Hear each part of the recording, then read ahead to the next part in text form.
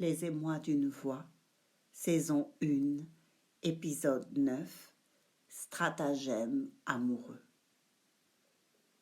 Et elle, E majuscule de zèle E, bafouille, s'empêtre dans ce texte, comme si c'était le sien, comme si c'était elle qui avait été trahie par ce beau Yange, qu'elle l'aura pas. Quel mauvais jeu de mots, mais sans doute une vérité.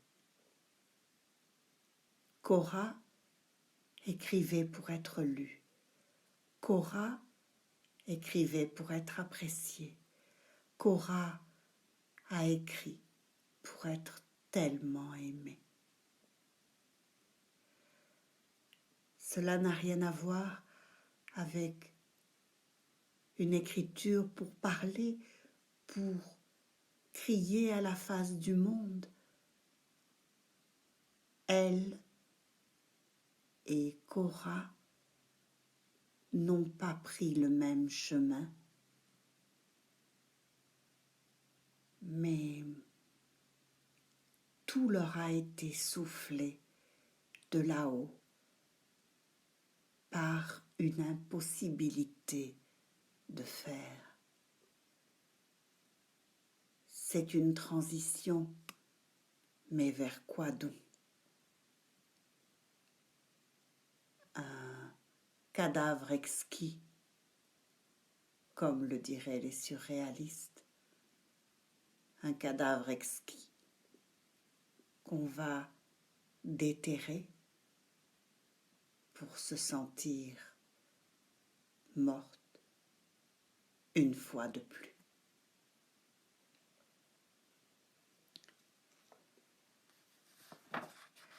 Bref, journée épouvantable pour tous, alors qu'elle s'était fait une joie démesurée de ces heures qu'ils auraient dû passer dans la bonne humeur, et d'où naîtrait une sympathie entre Jean-Paul et Yange.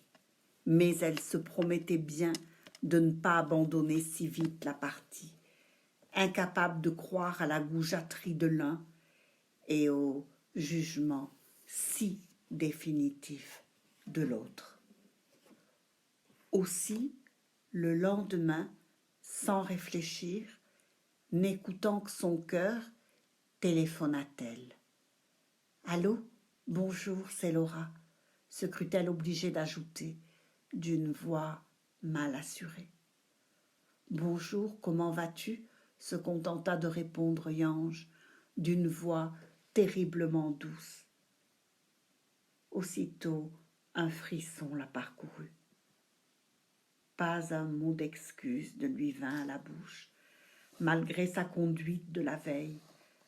Ce n'est pas la grande forme, le travail, l'éloignement d'un chez-moi qu'il me faut impérativement aménager. Après mes périples à travers le monde, tout me contrarie actuellement. D'ailleurs, si je ne m'acclimate pas d'ici quelques semaines, je repartirai aussitôt. Et Laura, à l'autre bout du fil, en eut le souffle coupé. Le mot était lancé. Partir. Et son cœur déjà bredouillé. Elle le savait instable, prêt à courir la planète, à la recherche de quoi, grand Dieu? Un passé peut-être douloureux, après la mort d'un ami trop cher et auquel il restait lié par une chaîne qu'il portait autour du cou et qu'il ne quittait jamais. Superstition, amour véritable ou volonté d'étaler lui aussi, comme tous ces messieurs-dames, une love affaire un peu moins banale, simple surenchère du cœur qui le consacrait bourreau, bien qu'inconsolable. Laura ne savait plus que penser. En tout cas, elle ne se ferait pas complice d'un tel jeu. Pourtant, elle attendrait toute une matinée chez Vicky. et il ne viendrait pas, malgré caresses et promesses. Alors elle serait tentée de se jeter par la fenêtre, malaise doublé d'un échec qu'elle se reprocherait longtemps. Évite les séries noires, n'oublie pas les copains, conclurait Jean-Paul, qui tâchait de se rassurer en évitant de la prendre trop au sérieux. Coup de téléphone, lettres, cartes postales, va et vient afin de le croiser simplement dans les rues de la ville. Voilà désormais la vie de Laura. Déçue mais tenace. Elle avait besoin de le voir et le meilleur moyen n'était-il pas de le traquer et d'essayer de le débusquer? Vicky et Jean-Paul avaient beau la raisonner, rien n'y faisait. Elle croyait que Yange, à ses côtés, elle pourrait enfin exister. Délire de femme amoureuse, de femme pieuvre, lui reprocherait sans cesse Yange.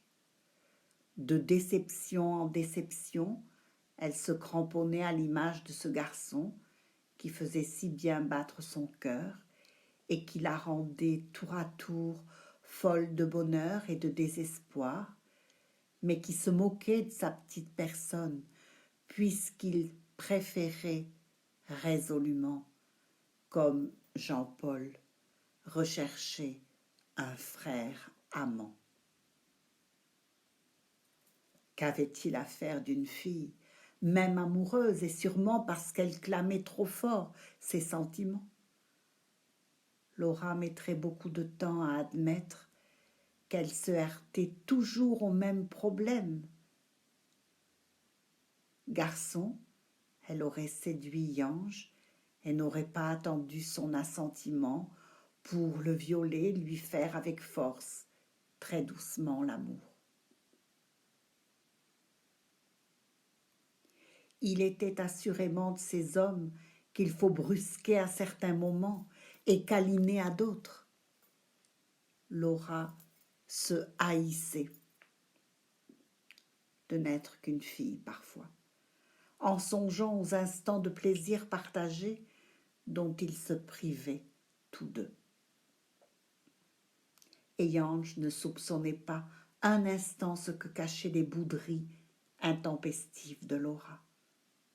Sûr de son charme, il en vivait et n'avait nul besoin de quelqu'un, du moins le prétendait-il.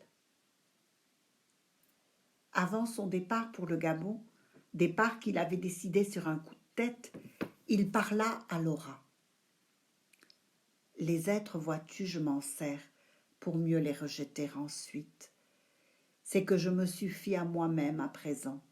Je travaille, je peins, je lis, je m'intéresse à toute forme d'art existant.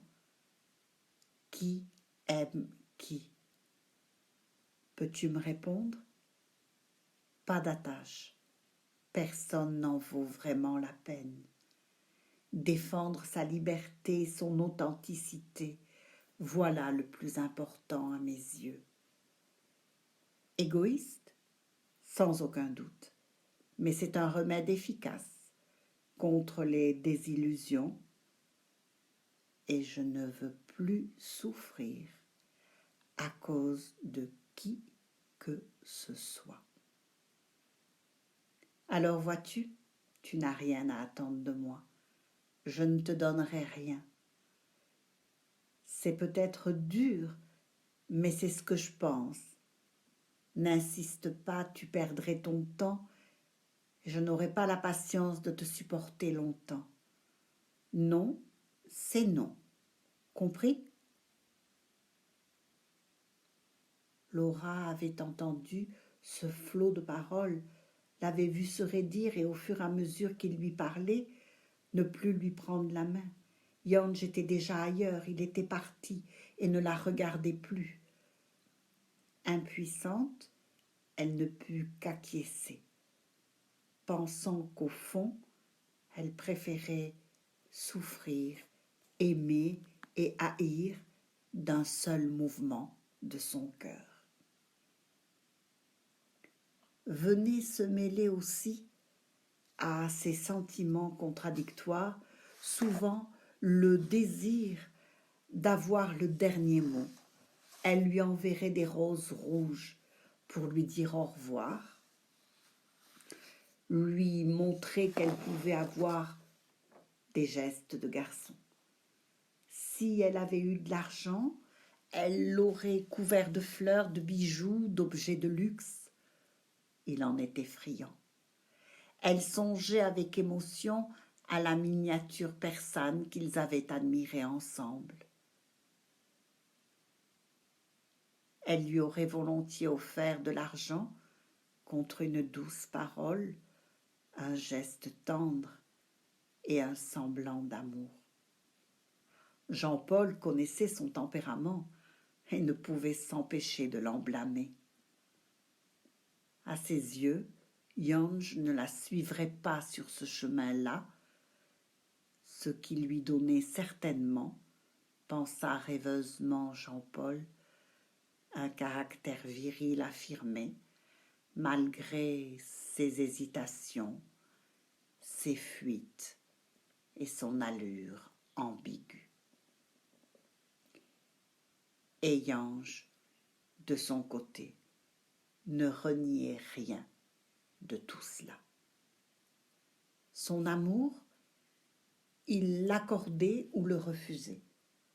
Ambiguïté extrême qui s'ajoute à l'ambiguïté de sa personnalité, entraînant par ricochet celle de notre situation.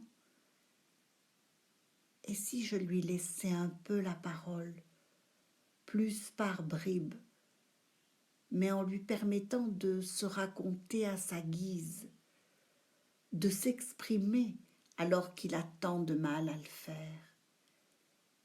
La volonté de se taire chez lui reste prédominante.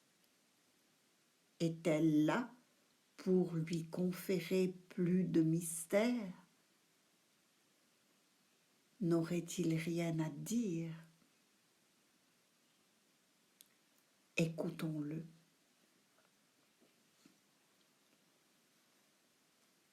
Qui je suis? Ce que je fais? En quoi cela peut-il vous intéresser? Mon âge? Des millions d'années. Et tellement plus jeune aussi. Situation de famille? Des parents, quelquefois encombrants, auxquels je suis très attachée, à ma mère surtout. Et nous nous affrontons tous deux pour mieux évaluer l'amour que nous nous portons respectivement. Des frères, des sœurs, peu importe finalement.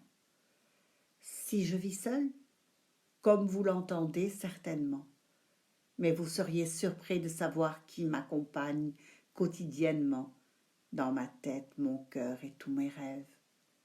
D'ailleurs, aussitôt que quelqu'un m'approche, le charme est rompu. Mes chers fantômes s'évanouissent. C'est qu'ils ne supportent pas très bien la concurrence. Ce que j'attends, ce que je cherche, rien et tout. Où je compte aller? Partout et nulle part.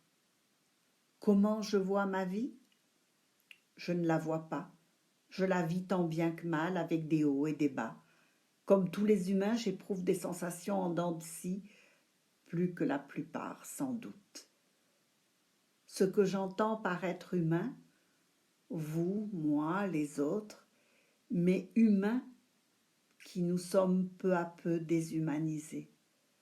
Je ne peux expliquer davantage, le cœur nous rendant trop fragiles, nous l'avons bel et bien supprimé.